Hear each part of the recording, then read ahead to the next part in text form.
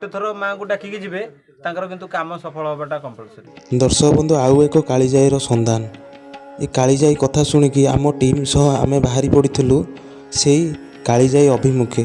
ଆମ ମନରେ ଥିଲା ଉତ୍କଣ୍ଠା ଏବଂ ଆତ୍ମବିଶ୍ୱାସ ସହ ଆମେ ଡଙ୍ଗାରେ ବାହାରି ପଡ଼ିଥିଲୁ ଦ୍ୱିତୀୟ କାଳିଜାଇ ଅଭିମୁଖେ। ଦର୍ଶକ ବନ୍ଧୁ ଏ ମନ୍ଦିରର କ'ଣ ରହିଛି ଇତିହାସ ଏବଂ କିମ୍ବଦନ୍ତୀ, ଏଠି ମା କିଭଳି ପ୍ରତିଷ୍ଠା ହେଲେ ଏବଂ ମାଙ୍କର ଦିନଚର୍ଯ୍ୟା କ'ଣ, ଏଠି ମା କେମିତି ପ୍ରତିଷ୍ଠା ହେଲେ, ଆସନ୍ତୁ ଜାଣିବା ଏ ମନ୍ଦିରର ପୂଜାରୀଙ୍କ ଠାରୁ। ମୋ ନାଁ ହେଲା ବସୁଦେବ ପାତ୍ର, ମହାପାତ୍ର ଆମର ହେଉଛି। ଠାକୁରାଣୀଙ୍କର ମହିମା ତ କିମ୍ବଦନ୍ତୀ ମା ଠାକୁରାଣୀଙ୍କର ବହୁତ କିଛି। ଇଏ ଦୀର୍ଘ 25 ବର୍ଷ ହେଲା ଛୋଟିଆ ମନ୍ଦିରଟେ ହେଇଥିଲା। ଆର ହୁକୁମ ଆସିଥିଲା ଆମର କାଳିଜାଇଠୁ ଆସିବା ଭିତରେ ଏଠି ଆମେ ସବୁ ବସିକି ଧୀରେ ଧୀରେ ଛୋଟରୁ ବର୍ତ୍ତମାନ ତ ମଗାଯୋଚା ସବୁଆଡ଼ୁ ଗାଁ ହେଇକିରି ଠାକୁରାଣୀଙ୍କର ମହିମା ତ ଏବେ ମନ୍ଦିର ତ ଶେଷ ପଟିଆ ହେଇଗଲା ହେବା ଉପରେ। ଆଉ କିଛି ଲୋକଙ୍କର ସାହାଯ୍ୟ, ଭକ୍ତମାନଙ୍କର କିଛି ସାହାଯ୍ୟ ମିଳିଲେ ଠାକୁରାଣୀଙ୍କର ମନ୍ଦିର ଆଗକୁ ଉନ୍ନତି ହେବ। ଯଜ୍ଞ ତ ଏଠି ଦୀର୍ଘ 10 ବର୍ଷ ହେଲା ଯଜ୍ଞ ଠାକୁରାଣୀଙ୍କର ଏଠି ହେଲାଇ। ଆଉ ମାଆଙ୍କର ଏଠି ତ ବାତ୍ୟା ପବନ କିଛି ହେଲେ ବି ଅସୁବିଧା କିଛି ନାହିଁ। ତା ଦୟାରୁ ବହୁତ ଲୋକ ଏଠି ଆସିକି 200-150 ଲୋକ ଏଠି ରହୁଛନ୍ତି। ଆଉ ତା ଦୟାରୁ ବି ବହୁତ ଲୋକଙ୍କର ବହୁତ ଇନକମ୍ ସବୁକିଛି।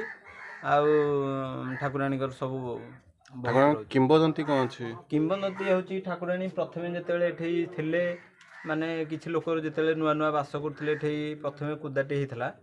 ଇଏ ହେଉଛି ଆମର ସାତପଡ଼ା ଠାରୁ ମିନି କାଳିଜାଇ କୁଦା, ଏଇଟା ହେଉଛି କାଳିଜାଇ କୁଦା 3 ନମ୍ବର କୁଦା କହିଲେ ସମସ୍ତେ ବୁଝିବେ।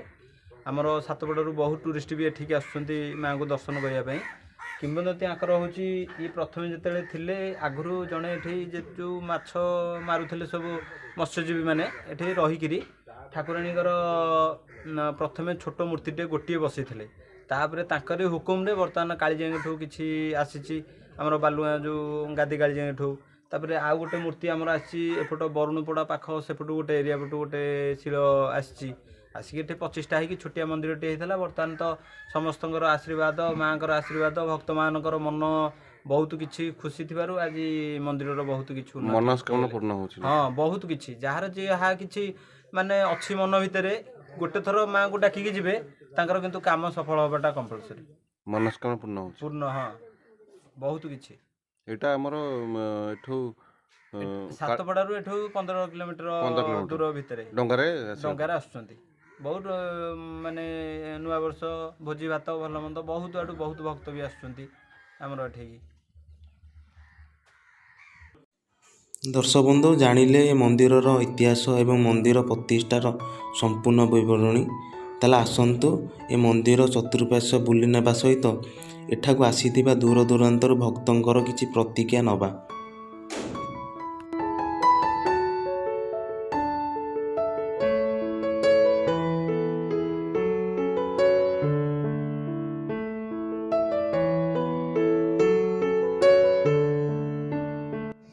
କାଳୁପଡ଼ାରୁ ଏଠୁ 25 କିଲୋମିଟର ଗୋଟେ ବାଲୁକୁଦା 3 ନମ୍ବର ଅଛି। ଚିଲିକା ମଝିରେ କାଳିଜାଇ ପୀଠ ଗୋଟେ ଅଛି। କାଳିଜାଇଙ୍କ ମହିମା ଏଠି ଅଛି ଗୋଟେ। ଆପଣ ଯାଚନା ରଖିଲେ ମାନସିକ ଆପଣ ପୂରଣ ହେଉଛି। ବେଲା ପରେ ମାଆଙ୍କର ବହୁତ ମହିମା ଅଛି।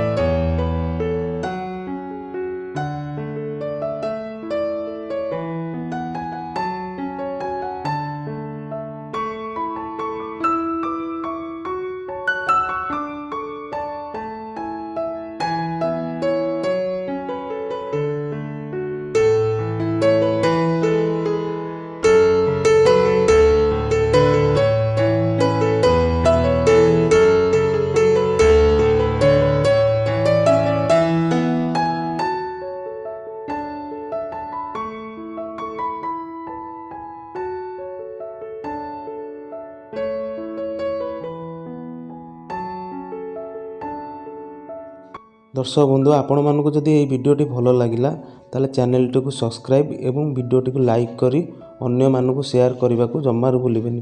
ତେବେ ରହୁଛୁ। ଜୟ ଜଗନ୍ନାଥ।